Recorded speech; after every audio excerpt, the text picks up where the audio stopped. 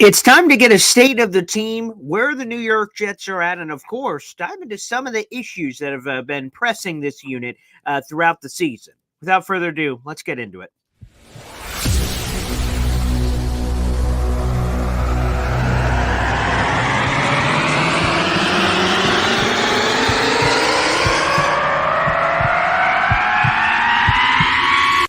Zoinks! It is unequivocally the Super Bowl for New York Jet fans. Field Yates, baby. Field gosh darn Yates. Let's bring him on the show. Come on, people. Connor Rogers is joining the show. What's up, Connor? But Trevor gosh darn Sycamore, baby, for me, personally, my favorite New York Jet of all time. Wow, it's great to be on. What an intro that was right there. Paul, nobody does an intro like you, man. Paul, you give the best intro of literally any podcast that I've ever been. I'm gonna lose my gosh darn bananas.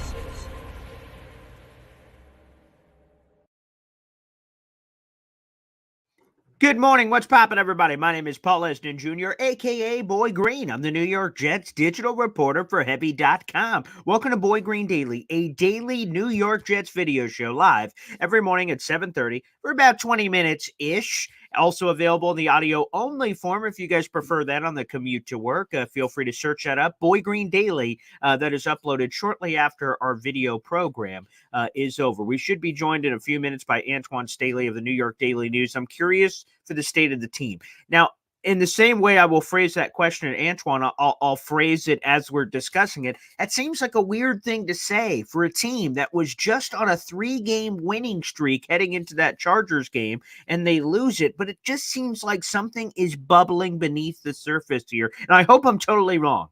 I honestly hope I'm totally wrong, but it just feels like there's something bubbling. And the bubbling, it's certainly highlighted by the fans, because the fans are saying, man, look at the defense kicking ass and look at the offense not holding water. And to be honest with you, not only are they not getting the job done offensively, this, according to Rich Cimini, is the worst third down conversion offense in at least 45 years. And why we say at least 45 years, the Elias Sports Bureau only goes back to 1978 in terms of tracking the third down numbers, and the Jets are last in that category. They could be even further back than that, but we don't know because those statistics don't go back that far. So again, while on a top level here, the Jets were on a 3-game winning streak, and they were 4-3, and with the win would be a half a game outside the division in terms of first place prior to this Chargers game. It still felt like there were some problems, with this team, with how the offense was not picking it up. To me, my perspective on the team is I thought absolutely, despite the fact this group had been so terrible, that they can't get worse than what they were, so they were going to eventually have to pop. I drank the Kool-Aid on Zach Wilson and Robert Saleh and Nathaniel Hackett all saying it's close. This are the reasons why we haven't gone over the top yet. So I believed in that, and I also thought it was going to, and obviously not, because in the Charger game, 27-6, although if you squint, okay, there were some ops, okay? Zach Wilson obviously missed C.J. Uzomah right at the beginning of the game on that little right out. That would have been a 5-6 yarder, make third down a little bit more manageable. That did not happen. Obviously, Garrett Wilson fumbles, and that was right around midfield. That's uncharacteristic of Garrett Wilson. Who knows if the Jets end up scoring on that drive? You have a couple of things. Obviously, the Zach Wilson fumble at midfield with the Bosa strip. He swats the ball away. You have Zach Wilson when he decides to flip it to the running back instead of running to the open field. That could have been a scoring drive. The multiple sacks that kick them out of range. Again, there's a lot of opportunity here to evaluate the missed ops there and thus convince yourself that you may be closer than you actually are. So all of that is within range. All of that is, within possibility. But I am curious, inside the locker room, inside this team, is that all outside noise? Does the team feel differently? Because, everyone's wearing the I've got your back like Zach Wilson t-shirts. That was happening, a bunch of weeks ago. I'm just kind of curious if that still remains the case. Because here's the thing, and we mentioned it before, but we don't have to beat a dead horse. It's not all Zach Wilson. but he's the quarterback of an offense that's historically inept. So he, for both better and worse, gets more of the blame when things are going south, i.e. right now. And when things are doing a little bit better in that Chiefs game where things are popping, he gets a ton of credit. Like, wow, Zach Wilson's back. This is what the team had been hoping for and everything else. So on both sides of the fence, he was getting a little bit of the blame both ways. So again, that's where I fall, because at first I'm like, hey, baby, Aaron Rodgers injured. Let's just go Zach Wilson. Let's see what happens. Then things are looking really south after that New England game. I'm like, oh, boy, I don't really know, man. I think maybe we should make a change. Then the Chiefs game happens. I'm like, okay, I'm all in. Let's go, Zach. Let's go.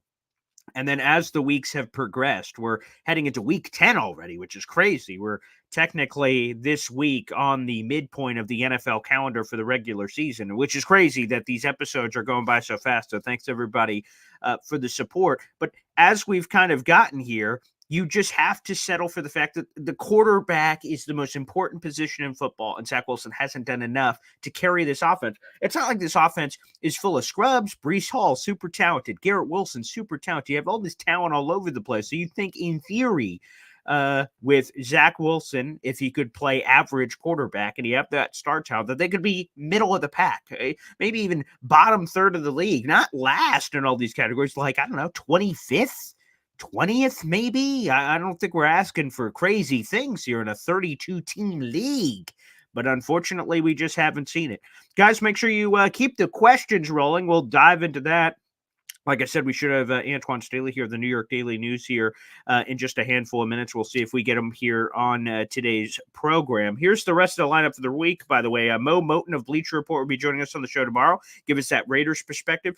And then, of course, we got Woody coming up on Sunday, and then Italy Jet Monday. And then we've got Bills week. Jets-Bills, which will be another pivotal game, but it'll be interesting, our mindset heading into that one. If the Jets can beat the Raiders, despite how down everything seems, the Jets are 5-4 right in the thick of this thing, and they already beat the Bills once. So that mentality could be key heading into that one, and we'll see what happens, because things aren't looking very good in Buffalo land either, but either way. All right, let's go through some comments here. Dakota, good morning. Predicting a Raiders win. Disgusting. I really hope not. And here's the thing. My quick take on the Raiders. We'll see if this is true tomorrow. Mo Moten, he's our Raiders guy. But so the Raiders get the emotional win, right? Honeymoon, anything's better than Josh McDaniels, and they blow the barn doors off the Giants, who are not a very good team. But they blow the barn doors off the Giants, right? 30-6. And people are smoking cigars in the locker room. It's crazy. Now there's no more emotion. And as Antonio Pierce actually said in his press conference earlier this week, if we keep relying on emotion, we're going to be, we're going to run empty way before the end of the season. So he said, now we got to get back to football. And that's what I like, because this Raiders coaching staff is a lot of first-time roles here as a new offensive coordinator. You have Antonio Pierce, who went from linebackers coach to overseeing the entire operation. So you can get off the first week where you get this spark as an interim coach, hey, you're better than the last guy. But eventually it starts to cost you. When you have to start lining up and doing the things that a head coach is supposed to do. Robert Saleh's been doing this for 3 years. His coaching staff has been together. Jeff Ulbricht's been here the entire time. That level of continuity, I think, should be an advantage for the New York Jets heading into this game, because as Jeff Ulbricht said in his press conference yesterday, like, you can't dramatically change the offense. The offense is the offense. So they're going to have some different tendencies. It seems like in that one example, it's a very small sample size, the Raiders were leaning on the run a little bit more than the pass, with Aiden O'Connell being back there. And I love the Jets defense against Aiden O'Connell. I saw Aiden O'Connell. Syracuse-Purdue game last year. I saw him in the dome. He shows a little chutzpah, has a little pop. But playing this Jets defense, this youngster, after the Jets have shut down Josh Allen, Jalen Hurts, Patrick Mahomes, and all these guys, I don't know, man. I like that matchup, and then the Jets offense just has to do something, and then all of a sudden we're going to have this game. Antonio Pierce also said, he's like, this ain't going to be a shootout. He fully believes, he understands what that's going to be. All right, everybody, we'll pause on the questions for now, because our guest is here. That is Antoine Staley of the New York Daily News, hopping on with us this morning. Good morning, Antoine. Good morning. Sorry, I had some technical difficulties. No, that's all right. And I want to get back to the start of this, and as I told the fans, it's kind of a weird question because I asked for the state of the team, but they were just on a 3-game winning streak, so it seems like a weird thing to say. But at the same time, it just feels like from the outside, way outside over here, that something's been bubbling beneath the surface. The defense has been kicking ass. The offense has been a historically inept. And then as soon as you lose, how can the defense not look over at the offense and problems start to persist here? So what is the state of the team? What's the morale of the team as you understand it being in that locker room, Antoine? I think it's at a crossroads. I mean, you're at the middle of the season. I feel like, despite they were on a 3-game winning streak, but, I feel like their offense wasn't playing very well at all. I mean, they hadn't played well all year. I mean, I think it's sort of like last year all over again, although I think offensively, I think they're in a worse spot than what they Yeah. were even a year ago, if Hmm.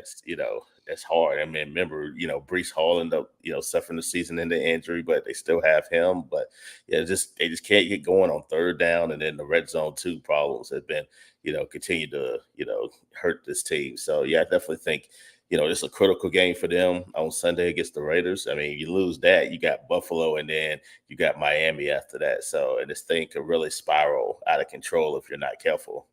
You guys spoke with Nathaniel Hackett yesterday. Have you guys, I don't want you to speak for, I guess, the rest of the media. I'll just say have you been satisfied with the answers? You guys are asking tough questions as you should about, geez, Lou, this offense freaking stinks, pal. How are you going to fix it? And he has given some answers. Antoine, have you been satisfied with the answers? I think at this point, I mean, your team kind of is what it is. But I mean, I think we asked a lot of the players about, the offensive struggles, and a lot of them don't have answers. Like we asked after the game, Tyler Conklin, he really didn't have an answer. And then I talked to Allan Lazard about, why did he think he's not having the year that he would like? And then, really vague answers, and also just a lot of confusion. Because I mean, obviously, the expectation was Aaron Rodgers was supposed to be the quarterback, and then of course when that changed, then they went back to Zach, and things just haven't been the same. I mean, I don't know if they want to. I don't think they want to throw a teammate under the bus and anything like that. And I also don't think it's all Zach's fault either. I think it's some of the blame is the play calling with Hackett, as you alluded to. I think some of the vanilla play calling predictable. I think some of it is Zach Wilson, whether it be holding on to the football or not making the right decisions and check downs. The offensive line has been through, struggles like with injuries and stuff like that. So it's really, it's a combination of a lot of different things there. But, I think people are just lost for answers, and also obviously it's 8 games, like we're going into game 9 of the season for the Jets. And, Mm-hmm. It's just, they just been struggle with injuries. And I think that's really had a big role to do with this team. It's really snake bitten. Yeah, I've been experienced that my entire Jets fandom. That's for certain. Again, Antoine Staley here, the New York Daily News here on the program. Let me ask you, you're a man of the people, Antoine. So you always ask the questions. Us fans are like, man, somebody's got to ask this question, and that was, Allan Lazard. This guy has been, dropping everything, and even when the Jets have had positive offensive plays, like in the Chargers game, a penalty, and number 10, we're like, son of a. Even when he's not catching the ball, which he wasn't doing, he was dropping it. He's doing this. So you asked it both to Salah, and we heard it with the Lazard 101 on the Jets website when you guys were speaking to him about these struggles. Salah seems to say that, man, he's got the right mentality. He's going to bounce back. Will he? Because $44 million, that's a lot of scratch. Well, I think Allen, he clearly came, to the Jets to play with Aaron Rodgers. And then when Aaron got hurt, I think, you're trying to gain chemistry with a new quarterback and Zach, and they just don't have the same rapport. I mean, it's hard to gain that chemistry. I mean, sometimes it's, a little bit easier, especially, if you do it early on. But, the expectation was him and Aaron just been playing for years. And now Sure. you're asking for him to play with Zach. And it's just, not the same. And like you said, we talked to Allen, he just said he thinks he's having a bad year for a variety of different reasons there. I just think that, a lot of it, like I say, we talked about the offensive scheme too. But yeah, he's getting catches. He just not, holding on to the football. And then when he's not holding on to the football, it was the penalties the other night, which really, hurt 2 Brees Hall runs. So, yeah, I definitely think they expect him to be a number 2 receiver to Garrett. And so far he just definitely has not, lived up to that expectation. So yeah, I definitely think, Aaron not being there, I definitely think it's affected him probably the most out of anybody. Yeah, that's my problem because he came in to be the Robin to Garrett Wilson's Batman. I'm not even sure if he's Alfred right now. I don't know where in the cast I'm going for to fit in Allan Lazard. That's certainly an issue and an interesting reason, I guess, that I think it was Salah who mentioned this about Allan Lazard's struggles. That with him having some early issues, drops and things of that nature over the last batch of, the first couple of games, and then it's been in his head that it's almost like the baseball player at the plate gripping the bat a little bit tighter and saying, man, I've been struggling. I need to hit, a 10-run home run right now, which doesn't exist, but they're trying to do it. Is there something to that which could contribute to whether it's, drops or things of that nature? Is that a legitimate excuse, do you think? Yeah, I mean, I could see that. I mean, somebody pressing, that's kind of what if you're talking baseball analogy, yeah, you're not, you're striking out at the plate, or you're not, you're generating like a lot of ground balls. And for him, it's just he might be pressing a little bit there. I mean, feel like he has to do a whole lot. I mean, and as we talked about the offense as a whole, nobody's really particularly playing very well at the moment, other than I would say Garrett and Brees has played really well too. But still, like people were just searching for answers, and I think I think that could be contributing factor too. Just him feeling like he needs to live up to the contract, and certainly that hasn't happened so far. Antoine, you've been there at the Justice League. If he can't be the Robin to his Batman, is there some other superhero that can step up in that wide receiver room to be wide receiver 2 to Garrett Wilson to provide some other disturbance in the force? I'm now mixing everything in my brain of every pop culture reference I can, that of someone else to be something, because it seemed like, I think it was Rich Samini who said this on his podcast, he's seeing the safeties cheat towards Garrett's side because they don't respect whoever wide receiver 2, quote unquote, on any given play is on this offense. Yeah, I don't think so. I mean, your team is what it is at this point. I mean, obviously the trading deadline has passed. I knew like Xavier Gibson there, but he's still a young guy. He's still trying to come into his own there. And also, I do like them trying to get him the ball more and more. But yeah, on the Chargers game, there's nice couple catches. Yeah, I really like it. I think they should do more of that too. Anytime he touches the ball, you feel like something good could potentially happen. But I think they're just they just, they made their bed, and now they're going to have to really lay in it, really. I mean, whenever you go out and get an Aaron Rodgers, you bring his friends with him, too. And then now Aaron's not there, the whole everything doesn't work the same. Whether you talk about the offense, whether you talk about Allan Lazard, Billy Turner, also, contributes to that. Randall Cobb as well. So you get all these parts don't work the same without Aaron. So now you're kind of just, stuck. Really, so that's kind of the short answer with all that. Wow, Antoine, if this New York Daily News job doesn't work out for you, a motivational speaker perhaps for us Jet fans, that could be another job for you potentially. For yeah, hey, I just have to keep it real with people. I appreciate that. I appreciate that. Just the parts just don't work the same without Aaron. They need Aaron to be the conductor, and when you don't have that conductor, then everything is kind of like chaos at that point, or I don't know another word to put it. Well, they're just not clicking the same way offensively, put it that way. Yeah, that's for sure. And speaking of that quarterback position, so it's interesting because I agree with you. I don't think it's all Zach. I mean, Billy Turner was getting slapped around, and then so offensive line issues in general goes beyond Billy Turner, but in particular, he was probably the low light of the Chargers game. You have people dropping passes. We have untimely penalties, turnovers, of course, and then also on top of that, Zach Wilson obviously is not performing well. Where do you stand on the quarterback change? It doesn't sound like it's happening this week unless we get some late surprise from Salah at one of these press conferences. So it seems like it's Zach Wilson in this Raiders game. But how close are we to Tim Boyle, Trevor Siemian on the practice squad? Do you have any interest in either of those? Or you just ride the Zach Wilson train until Aaron Rodgers potentially walks on water and graces us with his presence if they're in the thick of it at the end of the season? What's your take on that? You go back to your last point? Yeah. I don't think it's going to happen. Like, I mean, that's just my personal opinion. What, Rodgers? Yeah, because here's the thing, though. I think it's like a double-edged sword. I think either the Jets are going to be in it so much that, that I think Zach is going to be good enough for them to continue to win. And then you're not going to really, you rush Aaron back out there, or they're not going to be in it at all, and then you're not going to put Aaron Rodgers back there. I also think the offensive line issues kind of contribute to Aaron coming, because do you really? I mean, look at the offensive line, how it stands right now. Like we're going to be their sixth lineup in 9 games. Do you really want Aaron Rodgers coming back to a makeshift offensive line when him coming off an Achilles injury? Yeah, exactly. Yeah. Exactly. So, like, as far as the Zach Wilson, Yeah. I mean, would Tim Boyle be a better answer? I mean, I don't think so. Probably not. Trevor Simmons. The thing about Trevor is, like, I think if he was a better option at like the quarterback, he'd probably be elevated right now, at least number 2. So I think in order for them to have the conversation about him starting potentially, you at least need to make him the backup quarterback, because without that, then it's you're going to go from 3 to 1. Like, I don't know. Like, I don't. Yeah.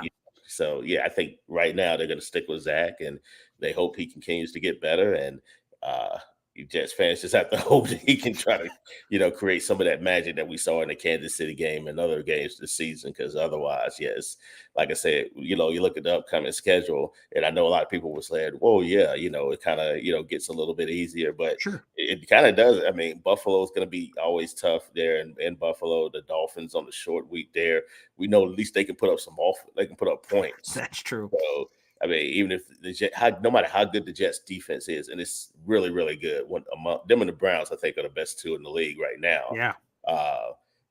You got to be able to score points in this league. You got to be able to beat Miami. I think you got to put up at least 20. So that's tough. And Houston, you got them coming up too as well. And then the Browns later on in the season, and whatever you want to say about the Patriots. I mean, the streak. I don't need to necessarily tell people. I appreciate you not bringing that up. Yeah, yeah. The fact of the matter is, like, it's still some games on there that could go a lot of different ways, and the Jets got to win some of these there. Otherwise, like I said, they're not going to be in it, and Aaron Rodgers is not going to have anything they kind of want to come back to at the end of the year. Yeah, that Jets-Browns game on Thursday Night Football, I'm convinced it's going to be 5-3. That is, that's going to be disgusting. But I will be defenses in football. Yeah. Right, oh, Myles Garrett's a freak. He deserves more love. He does not get enough of it from the national media. I think he's going to be defensive player. I think for me, I think no disrespect to anybody else, but the 3 best pass rushers, at least right now, is him, TJ, obviously. Of course. I think the Jets are going to see one of them this weekend too. Max. Yeah, he's a freak. Yeah, he's a freak. Yeah, and going back to the quarterback thing real quick. So you said, like, I don't know if it was rhetorical, but nonetheless, is Tim Boyle, Trevor Siemian going to be better than Zach Wilson? I'm going to be honest, probably not. But here's where I'm at, where the offense is so bad that you need some sort of a change. And here's the thing. You tell me if I'm wrong here, Antoine.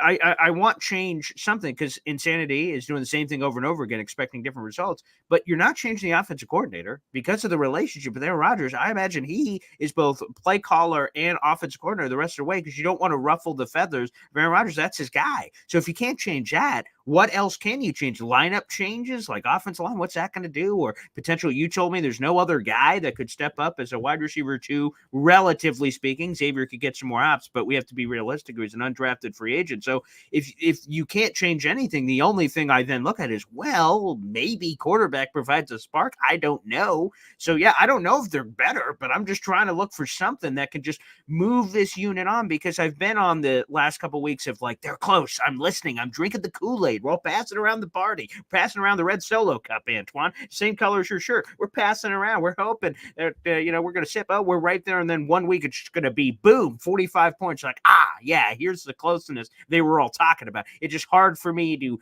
visualize that, how things currently stand.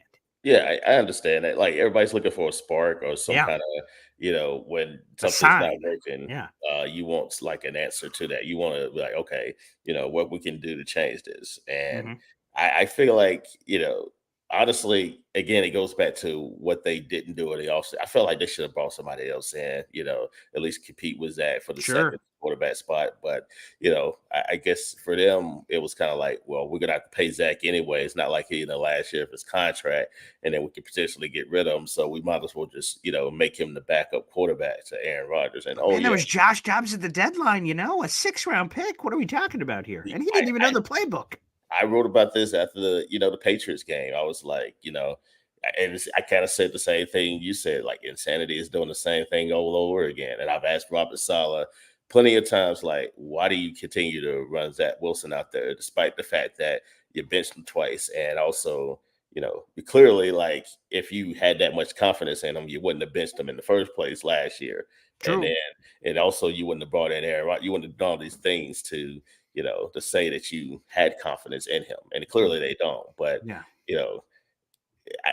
I would have went out and got somebody else. Like you said, Josh Dobbs was available. Other, like, even in the offseason, I would have at least brought somebody in there. And if Zach beat them, head on, like in the preseason, Great. okay, that's great. That's awesome. But if not, then you have another answer at the quarterback position too. So, they made their bed. Now they're sleeping in it, for better or for worse. So, they're gonna ride the Zach Wilson train at least for a little bit, because I don't know if Tim Boyle's the answer. And I would love to see what Trevor Siemian, potentially do. And, if injury, like, it seemed like it might take an injury for that to happen potentially.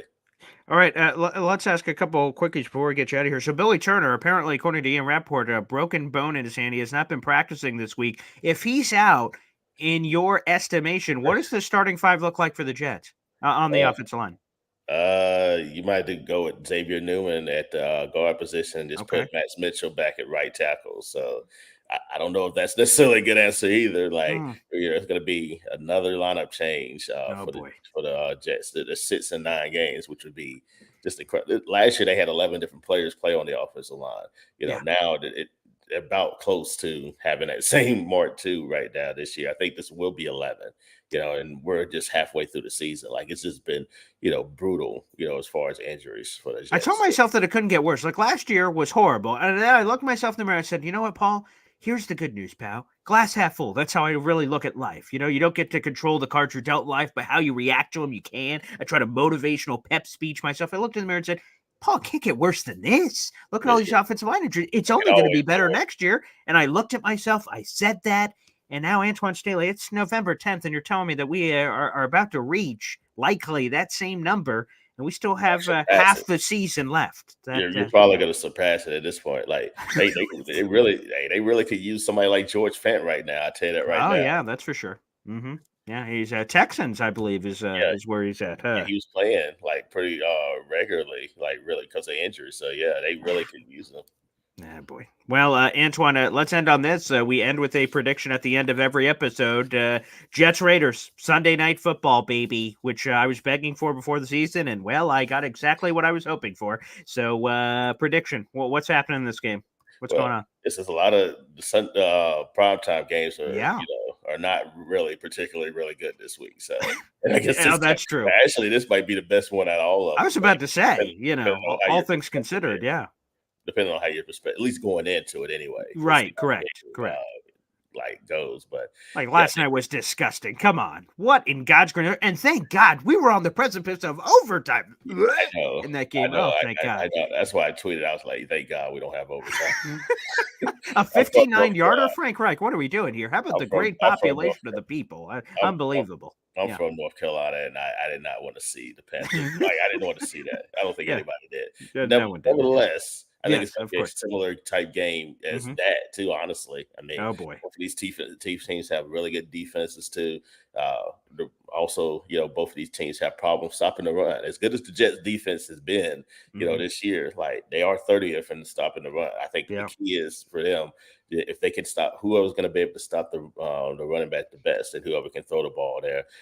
I got to go with the Raiders here, like, in a very, very close game, too. It might be like 13-10, something like the Giants game. Yeah, I don't expect a lot of points here, just simply because if the Raiders go off on a run like they did against the Giants, then heads, people are not going to be very happy. Jets fans are already triggered this week anyway, so that's for sure. If they put up a 30 spot like they did against the Giants, which I don't think it's going to happen, because I think the Jets defense is much better than that. But I do think Josh Jacobs is going to play some role. Obviously, Devontae Adams as well, and then Aiden O'Connor, how well can continue to play. I really do like him. I like him out of Purdue there. Thought he was a really good pickup, especially in the 4th round for the Raiders. And I'm sure Jets fans will take that really well if he were to outplay Zach Wilson. So, but I think it's definitely going to be a close game towards field goal. And, I definitely like the Raiders slightly, although this game could really go either way. It's a toss up, as you've seen by the betting lines. Yeah, for sure. Again, this just feels like a pivot point in the season, Antoine, because if they win this, all of a sudden you're 5-4 heading into that Bills game and a team you've already beaten. There's a different moxie there, but if you lose, you're 4-5 and you tuck the tail between the legs and waddle to Buffalo. Oh boy. It could really potentially start to spiral a little bit. Yeah, you come into that Buffalo game, you lose that, and then now you got to play Miami on that short week. Even though it is at home, but still, yeah. And then potentially come out of that 4-6, and then you definitely have a different mindset there potentially. But knowing the Jets, they usually win games they're not supposed to, and sometimes they lose games that That's a good point. They're supposed to win. So it wouldn't surprise me if they were to maybe lose to the Raiders and Bills and beat the Dolphins somehow. So you never know. Yeah, we'll see. Well, Antoine, I appreciate you joining the show. And by the way, the reason why you're on the show is the fan of the people. I sent out a message. I'm like, guys, I've been having some repetitive guests, which are fine, but I want to mix it up. Who's somebody you want to see? And one of the most popular choices was Antoine Staley of the New York Daily News, a man of the people. You won the People's Choice Award, Antoine. Congratulations. Well, I just saw one person request me. I didn't know if it was multiple people. Yeah, there's a few people, not all the tags, but a few people were given the Antoine Staley. So there you go, Antoine, doing something right for yourself, doing something very right for yourself. Hey, just Jet fans, just don't be angry at me, this week. That's true. I'm trying to stay out of everything. So I see a lot of things going on Twitter. Yeah, there's been a lot of action, Antoine. It's been a week. It's been a wild week. So hopefully the Jets can get in the winner's circle again, so we can, they can be a little bit more optimistic. We can only certainly hope so. Thanks, everybody, for tuning in for Boy Green Daily. Tomorrow we'll have the wonderful Mo Moten of Bleacher Report and covers the Raiders, a good buddy of mine. He'll be joining us tomorrow to give us that opposite perspective. Looking forward to it. Thanks, everybody, for tuning in, and we'll see you tomorrow morning at 7:30 bright and early. Take care.